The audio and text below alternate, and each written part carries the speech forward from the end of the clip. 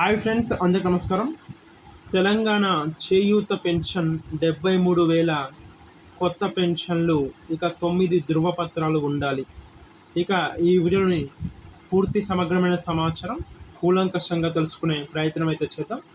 ఇక ఎవరైతే మన ఛానల్ని మొదటిసారి చూస్తున్నారో ప్రతి ఒక్కరూ లైక్ చేయండి ఫ్రెండ్స్. అదేవిధంగా ప్రతి ఒక్కరూ కూడా షేర్ చేయండి. అదేవిధంగా ప్రతి ఒక్కరూ కామెంట్ చేయండి. కామెంట్ రూపంలో మీ సందేహాలను ఎప్పటికప్పుడు వ్యక్తపరుస్తూనే ఉండి, ఇక మర్చిపోకుండా మన ఛానల్ని సబ్స్క్రైబ్ చేసుకోండి. సబ్స్క్రైబ్ చేసుకొని బెల్ ఐకాన్ని యాక్టివేట్లో ఉంచినట్లయితే ప్రభుత్వాలు తీసుకొచ్చే ముఖ్యమైన సమాచారం ఎప్పటికప్పుడు వీడియో రూపంలో కానీ లేదా నోటిఫికేషన్ రూపంలో కానీ రావటం అనేది జరుగుతుంది. ఇక ఆలస్యం చేయకుండా ఈరోజు వీడియోలోని వివరాలకైతే వెళ్ళిపోదాం. ఇక తెలంగాణ పెన్షన్ కొత్త దరఖాస్తుదారులకు శుభవార్త. అనర్హుల తొలగింపు ప్రక్రియ ముగియగానే కొత్త దరఖాస్తుదారులకు ప్రభుత్వం అవకాశం కల్పిస్తుందని కూడా తెలుస్తుంది. ఇక ఇప్పటికే గ్రామ పట్టణ ప్రాంతాల్లో ఎంతోమంది వృద్ధులు, ఒంటరి మహిళలు, దివ్యాంగులు పెన్షన్ కోసం దరఖాస్తు చేసుకున్నారని కూడా పేర్కొనవచ్చు. ఇక ప్రభుత్వం అర్హులైన ప్రతి ఒక్కరికి న్యాయం చేస్తామని భరోసా ఇచ్చిందని కూడా తెలుస్తుంది. ఇక తెలంగాణలో 93,000 పెన్షన్లు కట్. వచ్చే నెల నుంచి కొత్త ఎంపిక విషయంలో భాగంగా అవసరమైన పత్రాలు. ఇక తెలంగాణ ప్రభుత్వం చేయూత పెన్షన్ పథకం కింద నెలవారీ పెన్షన్ కోసం దరఖాస్తు చేసుకునే సమయంలో ఈ కింది పత్రాలు అవసరంగా భావించవచ్చు.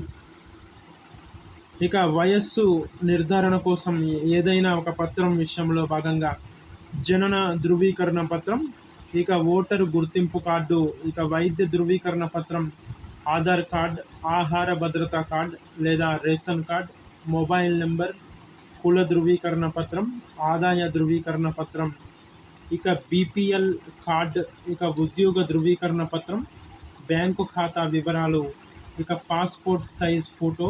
దరఖాస్తుదారుడి పెన్షన్ కేటగిరీ ప్రకారం ఈ కింది పత్రాలు అవసరం అవుతాయని కూడా పేర్కొనవచ్చు.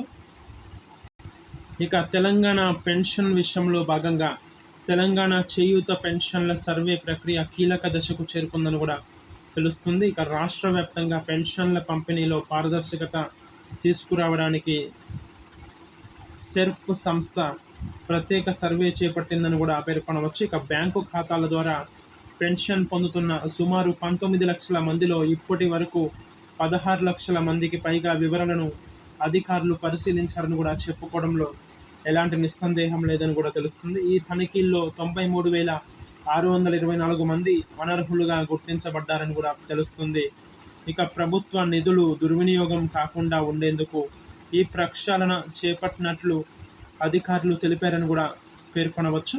ఇక క్షేత్రస్థాయిలో నిజమైన లబ్ధిదారులను గుర్తించి అర్హులైన వారికి మాత్రమే సంక్షేమ పథకాలు అందేలా ఇక ప్రభుత్వం చర్యలు తీసుకుంటుందని కూడా చెప్పుకోవడంలో ఎలాంటి నిస్సందేహం లేదని కూడా తెలుస్తుంది.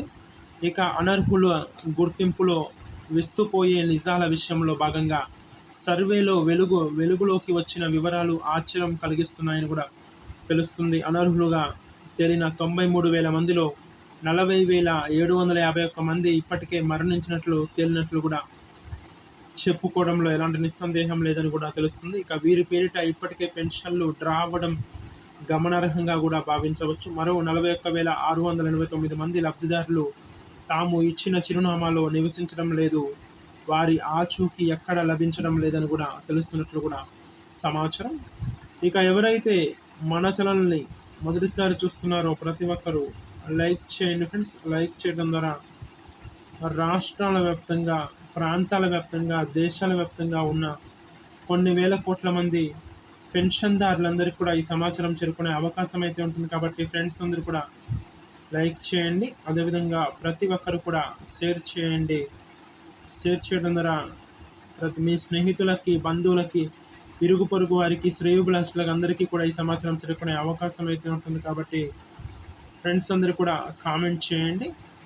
కామెంట్ రూపంలో మీ సందేహాలను ఎప్పటికప్పుడు వ్యక్తపరుస్తూనే ఉండి, ఇక మర్చిపోకుండా మన ఛానల్ని సబ్స్క్రైబ్ చేసుకోండి. సబ్స్క్రైబ్ చేసుకొని బెల్ ఐకాన్ని ఆన్లో పెట్టండి. తద్వారా ప్రభుత్వాలు తీసుకొచ్చే ముఖ్యమైన సమాచారం ఎప్పటికప్పుడు వీడియో రూపంలో కానీ లేదా నోటిఫికేషన్ రూపంలో కానీ రావటం అనేది జరుగుతుంది. కావున ఫ్రెండ్స్ అందరూ కూడా చూసినట్లు వెళ్ళిపోకుండా చూసిన వెంటనే ప్రతి ఒక్కరు కూడా మన ఛానల్ని సబ్స్క్రైబ్ చేసుకోగలరని కోరుకుంటున్నాను.